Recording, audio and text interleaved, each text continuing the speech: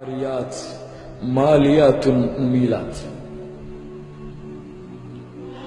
அணிந்திருப்பாள், ஆனால் நிர்வாணமாக இருப்பாள்.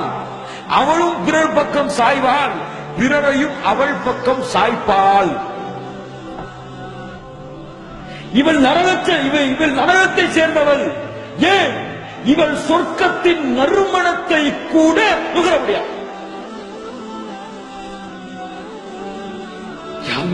என்ன ஆகுவாங்க இவருடைய மறுமையிலே?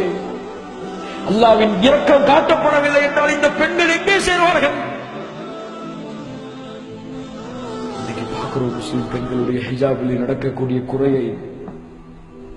அல்லாஹ்வுடைய மார்க்கத்தை தூர எறிந்துவிட்டு பள்ளிக்கூடங்களிலே ஹிஜாபை பேணாமல் இருக்கக்கூடிய பெண்களை, கல்லூரிகளிலே ஹிஜாபை அணியாமல் ஆண்களோடு கலக்கக்கூடிய பெண்களை, அப்படியே ஹிஜாப் அணிந்தாலும் இஸ்லாம் முறையில் இல்லாமல் அழகோடு ஆலங்கனத்தோடு அழகோடு அலங்காரத்தோடு அவரும் பிறர் பக்கம் சாயும்படியாக, பிறருடைய பார்வையும் அந்த பெண்ணின் பக்கம் சாய்க்கும்படியாக ஆடைகளை அணிந்து வருபவர்களை ரசூலுல்லாஹி ஸல்லல்லாஹு அலைஹி வஸல்லம் சர்டிபிகேட் கொடுத்தாங்க.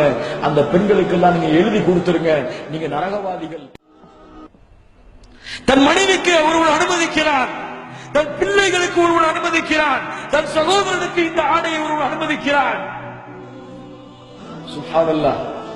அவங்களாவது நரகத்தில போக மாட்டான். இதை அனுமதிச்சவன் என்ன ஆவான் தெரியுமா? அல்லாஹ் நாளை மறுமையிலே அவனோடு பேச மாட்டான், அவனை பார்க்க மாட்டான், அவனை சுத்தப்படுத்த மாட்டான். யார் அவன்? தன் உம்மத்தவர்கள், தன்னுடைய குடும்பத்தார்கள் பாவத்திலே மானக்கேடான விஷயத்திலே இருக்கும் பொழுது அதை பார்த்து தடுக்காமல் இருந்தார். முஹம்மது நபியின் உம்மத்திலே நடக்கக்கூடிய காரியங்கள்.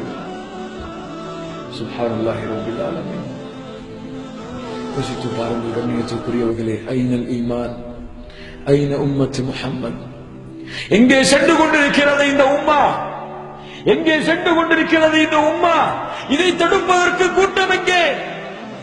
இதை தடுப்பதற்கு, நன்மையை ஏவி தீமையை தடுத்து அல்லாஹ்வுடைய கட்டளைக்கு இந்த சமுதாயத்தை கொண்டு வருவதற்கு ஒரு வாலிப கூட்டம் எங்கே? இல்லையே கண்ணியத்திற்குரியவர்களே, அல்லாஹ்வுடைய மார்க்கத்தை கொண்டு போய் சேர்ப்பதற்கு சிரமமாக இருக்கக்கூடிய இந்த காலத்திலே நன்மையை ஏவி தீமையை தடுக்கக்கூடிய சமுதாயத்தை உருவாக்க வேண்டும் என்றால் எவ்வளவு போராட்டத்தை செய்ய வேண்டியிருக்கிறது. அப்படி ஒரு சமுதாயம் உருவாகாத வரை இந்த பாவங்கள், குற்றங்கள், நபி கூறிய முன்னறிவிப்புகளை இந்த சமுதாயத்திலிருந்து தூய்மைப்படுத்தக்கூடக்கூடிய, நன்மையை ஏவி தீமையை தடுக்கக்கூடிய கூட்டம் வராத வரை அல்லாஹ்வுடைய லஅனத் அந்த சமுதாயத்தில் இருக்கும். பாதுகாப்பான